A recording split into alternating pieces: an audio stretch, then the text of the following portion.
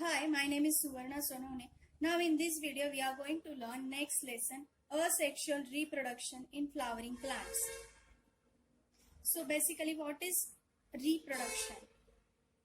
Reproduction, it is the process of development of new organism through the formation and fusion of gametes. It is called reproduction. This is the basic diagram of flower. So what is the flower? Flowers are modified condensed shoot, or we can say modified condensed reproductive shoot. This is called a flower. As we know, flowers may be unisexual or bisexual. This is the bisexual flower diagram. In this floral diagram, androecium is present as well as gynoecium is present. In the androecium, anther and filament, collectively known as androecium. What is gynoecium? Stigma, style, ovary, and inside the ovary ovule is present. This is called the gynoecium. These are the sepals. Sepals, it is group of sepals also called the calyx. What is calyx? Calyx is it means the group of sepals. Petals or tepals. So the group of petals are called the corolla. Now we are going to see some basic terms related to the topic. First, anthophore. What is anthophore? Anthophore means, see here is the calyx. From this point calyx is arise, then gap is here, then corolla arise, and then androecium and gynoecium. So here is the gap or internode is increases in between the calyx and corolla, and this gap or this internode is called the anthophore. Example of the anthophore is the dianthus plant or silent plant. What is androphore? From the word androphore, we can understand what is the androphore. See, in the androphore, here is the gap or internode is increased between corolla and androecium. This is the androphore. See, from the same point calyx and corolla is arise, then gap is here. This is the gap, and then androecium is grown, and here is the gynoecium. So this gap or this internode is called the androphore. Now, what is gynophore? The example of androphore is the passiflora.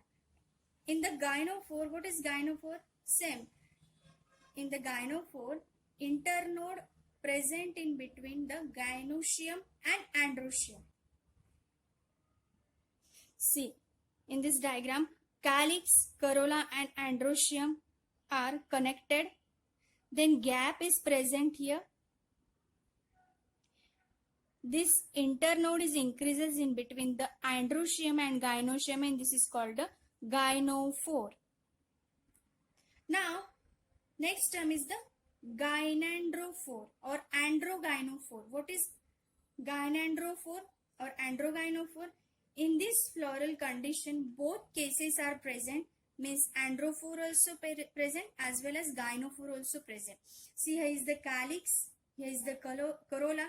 Between the corolla and androecium, internode is increased, and this internode or this gap is called the androphore. And from androecium to gynoecium, here is the gap or internode is increased. This is called the gynophore. And when these both conditions are present in same flower, then this is called the gynandrophore or androgynophore. Example of this is the cleome flower and Gynandropsis flower. Now, next is the stamen. So, androecium or stamen is divided into two parts, anther and filament. So, androecium or stamen, it is the male reproductive part. Okay, anther, this is the anther, this is the thalamus-like structure, this is the filament, Anther is broader and knob-like fertile part of stamen, and filament, it is the slender stalk, long, and this is the proximally attached to thalamus.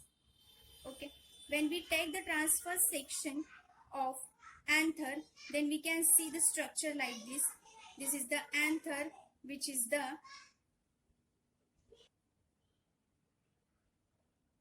the bilobe structure, dithecus and tetrasporangiate. If this is the bilobe, one lobe and single lobe, when we take the transverse section, then this is the two thecas are present inside the anther. So this is the dithecus, and four microsporangias are present. It means it is the tetrasporangiate or tetramicrosporangiate. If you are going to prepare for any competitive exam or NEET, then you have to understand these small terms like microsporangiate or sporangiate is same, or four microsporangiate and tetramicrosporangiate is also same. So here is the, we can draw in the large section. Now here are the four microsporangia. These are grown into the pollen sacs. This outer is the epidermis. This inside is the tapetum. We will learn in the detail on the next page. Okay, so structure of anther may be monothecous anther. What is monothecous anther? This is the dithecus. As we know, bilobed anther, dithecus and tetrasporangiate. Monothecous anther means, in the monothecus anther, suppose this is the structure of filament, this is the thalamus, and this is the anther. So inside the anther only one theca is present. Means this is the one theca in one lobe and another one theca in another lobe. So this is the monothecous anther. Example of this is the moringa and wolffia. Here is the acethombium, which is also called a monosporangiate. In the monosporangiate, single sporangium is present, or single sporangiate is present. Here are the tetrasporangiate. So in this condition, it may be like, suppose this is the anther, and inside the anther maybe single sporangiate is present. This is the thalamus, filament. This is the thalamus. So maybe single sporangiate is present. This is called a monosporangiate or acethombium. Now here we can learn the diagram of the anther in detail. As we know, anther is bilobe structure. It is the dithecus. If we take the section, this is the one theca, this is the another theca. This structure is tetrasporangiate, one sporangia, second, third and fourth. Four sporangias are present. So the outer layer of the anther, it is called the epidermis. This is the orange color. I am showing in this orange color. This is the epidermis. So this is the single cell thick layer. It is called the epidermis. Now second layer is called the endothecium.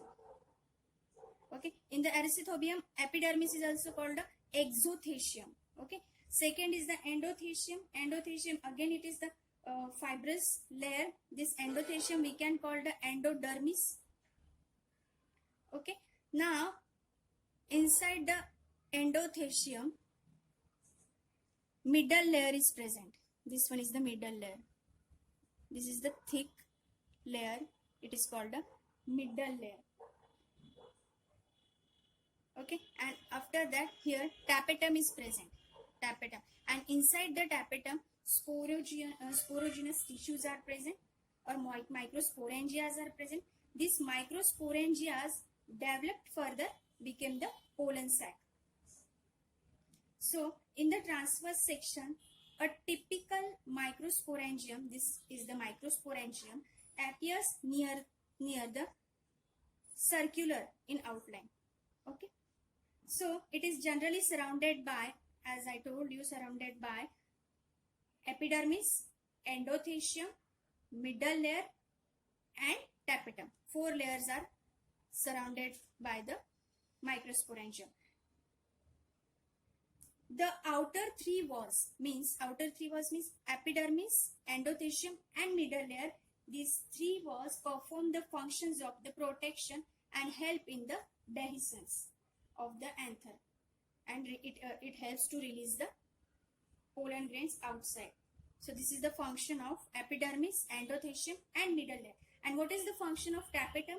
Tapetum, it nourishes the developing pollen grains. Tapetum generally nourishes the developing pollen grains, and tapetum cells, these are the cells of the tapetum. This possesses cytoplasm and generally have the more than one nucleus. Here are the in the red color nucleus are present. So here are the more nuclei in the tapetum. So this is the structure of transverse section of anther. Now in the next video we will learn about the pollen grains.